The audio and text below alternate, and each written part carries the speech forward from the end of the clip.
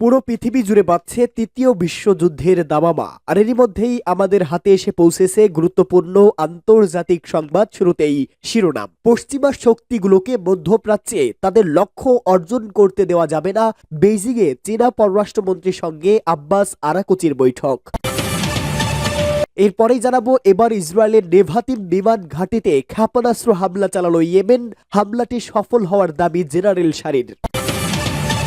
পরেই জানাবো, চলমান যুদ্ধে ইয়েমেনের জনগণই চূড়ান্তভাবে বিজয়ী হবে বলে দৃঢ় প্রত্যয় জানালেন জেনারেল সালামি। এদিকে জিম্মি মুক্তির দাবিতে ইসরায়েলে হাজার হাজার মানুষের বিক্ষোভ। এবং সর্বশেষ থাকবে, গাজায় ইসরায়েলি হামলায় ২৪ ঘন্টায় নিহত আরও ৪৮ ফিলিস্তিনি। এতক্ষণ শুনছিলেন সংবাদ শিরোনাম, এবারে বিস্তারিত। তবে তার আগে প্রতিদিনের আপডেট আন্তর্জাতিক সংবাদ সবার আগে পেতে ভিডিওটিতে একটি লাইক দিয়ে চ্যানেলটি সাবস্ক্রাইব করার অনুরোধ রইল। পশ্চিমা শক্তিগুলোকে মধ্যপ্রাচ্যে তাদের লক্ষ্য অর্জন করতে দেওয়া যাবে না, বেইজিংয়ে চীনা পররাষ্ট্রমন্ত্রীর সঙ্গে আরাকচির বৈঠক। ইরানের তৎকালীন উপ পররাষ্ট্রমন্ত্রী এবং প্রধান পরমাণু আলোচক সৈয়দ আব্বাস আরাকচি শেষবার ২০১৯ সালে বেইজিং সফরে গিয়েছিলেন জেসিপিও এর একটি যৌথ পরামর্শমূলক অধিবেশনে অংশ নিতে। তবে এবার পররাষ্ট্রমন্ত্রী হিসেবে তিনি চীন সফরে গেছেন, যখন দেশটিতে নববর্ষ বা বসন্ত উৎসব উদযাপনের আয়োজন চলছে। ইরানের পররাষ্ট্রমন্ত্রী সৈয়দ আব্বাস আরাকচি বেইজিংয়ে চীনের পররাষ্ট্রমন্ত্রী ওয়াং ইং এর সঙ্গে সাক্ষাৎ ও আলোচনা করেছেন। এই বৈঠকে গুরুত্বপূর্ণ বার্তা রয়েছে বলে মনে করছে বিশেষজ্ঞরা। কুদস পত্রিকা এই প্রসঙ্গে ইরান ও চীনের সোনালী অর্ধ শতক পার শিরোনামে একটি নিবন্ধনে লিখেছেন, বেইজিং পৌঁছে ইরানের এক ঊর্ধ্বতন কর্মকর্তা রাজধানী বেইজিংয়ে আব্বাস আরাকচির সফরের কারণ হিসাবে বলেছেন, এর মূল লক্ষ্য হল আঞ্চলিক ও আন্তর্জাতিক বিভিন্ন ইস্যু নিয়ে পরামর্শ করা এবং এটি একটি দ্বিপাক্ষিক আলোচনা। দুই দেশের সম্পর্ক সবসময় ভালো ছিল এবং এখনও আছে। বিভিন্ন বিষয়ে আমাদের অভিন্ন চিন্তাধারা অব্যাহত রাখাটাই স্বাভাবিক। তিনি আরো বলেন, বিগত বছরগুলোতে আমরা সব আঞ্চলিক এবং আন্তর্জাতিক বিষয়ে চীনের সঙ্গে ঘনিষ্ঠ পরামর্শ করেছি। এখন আঞ্চলিক এবং আন্তর্জাতিক পর্যায়ে পরিস্থিতি স্পর্শকাতর অবস্থায় রয়েছে। নতুন বছরে আমাদের পারমাণবিক আলোচনা এবং একটি পরিস্থিতির মুখোমুখি হবে যেখানে আমাদের আরো পরামর্শ করতে হবে। দুটি প্রাচীন এশিয়া সভ্যতা হিসাবে ইরান ও চীন কঠিন সময়ে বন্ধুত্ব, যারা সময়ের পরীক্ষায় একে অপরের পাশে দাঁড়িয়েছে এবং শান্তি নিশ্চিত করার জন্য দুটি দায়িত্বশীল দেশ হিসাবে তাদের ভূমিকা পালন করতে উচ্চতায় পৌঁছানোর জন্য এক পথে পা বাড়িয়েছে। ইরান চীন সম্পর্কের পরবর্তী সোনালী অর্ধ শতাব্দী দেখাবে যে এই সফরটি দুই দেশের মধ্যে কৌশলগত এবং বাস্তবসম্মত সহযোগিতার একটি নতুন অধ্যায়ের সূচনা করবে, বিশেষ করে যখন চীনা প্রবাদ বাক্য থেকে আমরা শিখি যে কর্মশব্দের চেয়ে জোরে কথা বলে। এবার ইসরায়েলের নেভাতিম বিমান ঘাঁটিতে ক্ষেপণাস্ত্র হামলা চালিয়েছে ইয়েমেন, হামলাটি সফল হয়েছে বলে জেনারেল সারির বার্তা। ইহুদিবাদী ইসরায়েলের নেঘেভ মরুভূমির উত্তর অংশে অবস্থিত একটি কৌশলগত সামরিক ঘাঁটিতে ক্ষেপণাস্ত্র হামলা চালিয়েছে ইয়েমেনের সশস্ত্র বাহিনী। হামলায় আধুনিক একটি হাইপারসোনিক ব্যালিস্টিক ক্ষেপণাস্ত্র ব্যবহার করা হয়েছে। ইয়েমেনের সশস্ত্র বাহিনীর মুখপাত্র ব্রিগেডিয়ার জেনারেল ইয়াহিয়া সারি খবর জানিয়ে বলেছে, তারা কৌশলগত ফিলিস্তিন 2 হাইপারসোনিক ব্যালিস্টিক ক্ষেপণাস্ত্র দিয়ে ইসরায়েলের নেভাতিম বিমান ঘাঁটিতে আঘাত এনেছে। হামলাটি তার পূর্ব নির্ধারিত লক্ষ্য অর্জন করেছে বলেও তিনি মন্তব্য করেন। ইয়েমেনের জনগণ সারা দেশে গাজাবাসী ফিলিস্তিনিদের সমর্থনে যে বিশাল বিক্ষোভ সমাবেশ করেছে তারও ভূয়সী প্রশংসা করেন জেনারেল সারি। তিনি বলেন, গাজা উপত্যকার উপর যতদিন ইসরায়েল অবরোধ আরোপ করবে ততদিন ইয়েমেনের এই প্রতিশোধমূলক হামলা দিন দিন জোরদার হবে।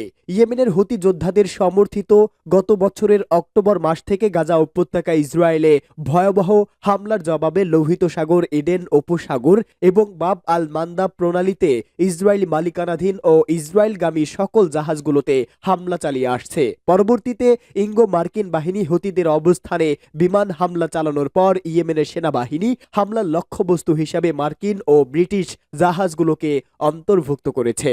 চলমান যুদ্ধে ইয়েমেনের জনগণই চূড়ান্তভাবে বিজয়ী হবে, আইআরজিসির মন্তব্য। ইহুদিবাদী ইসরায়েলের রক্তক্ষয়ী হামলা সত্ত্বেও ফিলিস্তিনি জাতিকে সাহসিকতা ও বীরত্বের সঙ্গে রক্ষা করার জন্য ইরানের ইসলামী বিপ্লবী গার্ড বাহিনী বা আইআরজিসির প্রধান কমান্ডার মেজর জেনারেল হোসেন সালামি ইয়েমেনের জনগণের ভূয়সী প্রশংসা করেছেন। তিনি বলেছেন, এ যুদ্ধে শেষ পর্যন্ত ইয়েমেনের জনগণই বিজয়ী হবে। ইয়েমেনের আল মাসিরা টেলিভিশনকে দেওয়া এক সাক্ষাৎকারে এ প্রত্যয় জানান জেনারেল সালামি। তিনি বলেন, ইয়েমেনিরা আজ পর্যন্ত যেমন মর্যাদা ও সম্মানের সঙ্গে ইসরায়েলের বিরুদ্ধে প্রতিরোধ করেছে, তেমনি মহান আল্লাহর ইচ্ছায় তাদের প্রতিরোধ অব্যাহত থাকবে এবং শেষ পর্যন্ত বিজয়ী হবে। তিনি আরো বলেন, প্রতিরোধ ফ্রন্ট দুর্বল হয়ে যায়নি, বরং প্রত্যেকে দেখেছে ইয়েমেনের জনগণ কিভাবে দক্ষতার সঙ্গে ফিলিস্তিনিকে রক্ষা করেছে এবং প্রতি শুক্রবার গাজাবাসীর সমর্থনে কিভাবে বিক্ষোভ মিছিল করেছে। ইয়েমেনের সশস্ত্র বাহিনী গতকাল হাইপারসোনিক ব্যালিস্টিক ক্ষেপণাস্ত্র দিয়ে ইসরায়েলের কৌশলগত বিমান ঘাঁটিতে আঘাত হেনেছে। এর আগে তারা ইসরায়েলের রাজধানী তেল আবিবের বেন গুরিয়ন আন্তর্জাতিক বিমানবন্দরে একই ধরনের হামলা চালায়। নিয়ে গত 2 সপ্তাহে ইসরায়েলে বেশ কিছু সফল অভিযান চালায় ইয়েমেন। দেশটি হুতি আনসারুল্লাহ আন্দোলন বলেছে, গাজায় ইহুদিবাদী ইসরায়েলের ভয়াবহ হামলা বন্ধ না হওয়া পর্যন্ত তাদের প্রতিশোধমূলক হামলা অব্যাহত থাকবে। জিম্মি মুক্তির দাবিতে ইসরায়েলে হাজার হাজার মানুষের বিক্ষোভ। গাজায় ফিলিস্তিনের স্বাধীনতাকামী সংগঠন হামাসের হাতে জিম্মিদের উদ্ধার করতে একটি চুক্তি সয়ে ইসরায়েলের প্রধানমন্ত্রী বেনিয়ামিন নেতানিয়াহুর বিরুদ্ধে রেকর্ড সংখ্যক মানুষ বিক্ষোভ করেছে। এক প্রতিবেদনে এই খবর দিয়েছে টাইমস অফ ইসরায়েল। সাম্প্রতিক সময়ে গাজা যুদ্ধ বন্ধ এবং জিম্মি মুক্তি নিয়ে হামাস ও ইসরায়েল উভয় পক্ষই আলোচনায় অগ্রগতির কথা জানিয়েছে, তবে এখন পর্যন্ত একমত হতে পারেনি। হানুক্কার চতুর্থ রাতে হাজার হাজার জিম্মি চুক্তি সমর্থক সমাবেশ এবং দেশজুড়ে সরকার বিরোধী বিক্ষোভে অংশ নেয়। মিছিল শুরু হওয়ার আগে তেল আবিবে এক সংবাদ সম্মেলনে বেশ কিছু জিম্মির পরিবার নেতানিয়াহুর তীব্র সমালোচনা করেছেন। জিম্মি নিমরত কোহেনের বাবা ইহুদা কোহেন দাবি করেছে, প্রধানমন্ত্রী বেনিয়ামিন নেতানিয়াহু মার্কিন প্রেসিডেন্ট নির্বাচন ডোনাল্ড ট্রাম্পকে বিশ্বাস করার জন্য প্রতারণা করার চেষ্টা করেছেন। তিনি হামাসের সাথে একটি চুক্তিতে পৌঁছাতে সত্যিই আগ্রহী। কোহেন বলেন, প্রিয় প্রেসিডেন্ট ট্রাম্প, নেতানিয়াহু আপনাকে ধোঁকা দেওয়ার চেষ্টা করছেন। যুদ্ধের অবসান এবং সমস্ত জিম্মিকে ফিরিয়ে দেওয়ার ইসরায়েল রাষ্ট্রের স্বার্থে আপনিই হতে পারেন শেষ ব্যক্তি যিনি নেতানিয়াহুর ওপর চাপ সৃষ্টি করতে সক্ষম। একটি আংশিক চুক্তিতে আপোষ করবেন না, যা বাকি জিম্মিদের জন্য মৃত্যুদণ্ডে পরিণত হবে এবং যুদ্ধের অবসান ঘটবে না। তিনি আরো বলেন, যুদ্ধ চালিয়ে যাওয়া এবং গাজার সামরিক নিয়ন্ত্রণ বজায় রাখার বিষয়ে নেতানিয়াহু এবং প্রতিরক্ষা মন্ত্রীর আলোচনা সরকারের চরমপন্থীদের কাজ করে এবং এটি ইসরায়েলের স্বার্থের পরিপন্থী। গাজায় ইসরায়েলি হামলায় 24 ঘন্টায় আরো 48 ফিলিস্তিনি নিহত। ফিলিস্তিনের অবরুদ্ধ গাজা ভূখণ্ড জুড়ে ইসরায়েলি হামলা থামছে না। গত 24 ঘন্টায় ইসরায়েলি বাহিনীর অব্যাহত হামলার কারণে আরো 48 জন নিহত হয়েছেন আর আহত হয়েছেন অন্তত 52 জন। গাজা স্বাস্থ্য মন্ত্রণালয়ের বরাতে তুরস্কের বার্তা সংস্থা আনাদুলু এজেন্সির এক প্রতিবেদনে সব তথ্য দিয়েছে। মন্ত্রণালয়ের বরাতে বার্তা সংস্থাটি বলেছে, গত 7 অক্টোবর হামাসের নজিরবিহীন আন্তঃসীমান্ত হামলার পর থেকে ইসরায়েল গাজা উপত্যকায় অবিরাম বিমান ও স্থল হামলা চালিয়ে যাচ্ছে। হামলায় উপত্যকাটিতে নিহতের মোট সংখ্যা বেড়ে দাঁড়িয়েছে প্রায় 45,500 জনে। আরও অন্তত 1,08,090 জন ব্যক্তি আহত হয়েছেন।